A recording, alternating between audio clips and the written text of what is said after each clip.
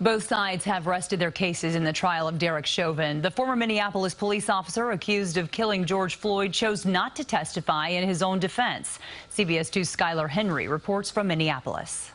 You understand that if you were cross-examined by the state, we could not attempt to limit the scope of your testimony. The state would be given broad latitude to ask you questions. Do you understand that? Yes. Former Minneapolis police officer Derek Chauvin opted not to take the stand in his own defense. I will invoke my Fifth Amendment privilege today. The decision whether or not to testify, I'm going to take this off, is entirely yours. In other words, it's a personal right. Mr. Nelson makes a lot of the decisions in trial, but one he cannot make for you is whether or not you testify. And he can give you advice, and you can take that advice or reject that advice.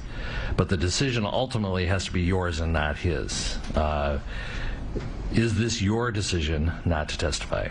It is, Your Honor. The prosecution then recalled a medical expert who said the maximum amount of carbon monoxide in George Floyd's body was 2%, refuting a defense witness's theory that exhaust from the squad car next to Floyd led to possible carbon monoxide poisoning. 2% of carboxyhemoglobin is within the normal range. Now that both sides have rested their cases, closing arguments are set for Monday.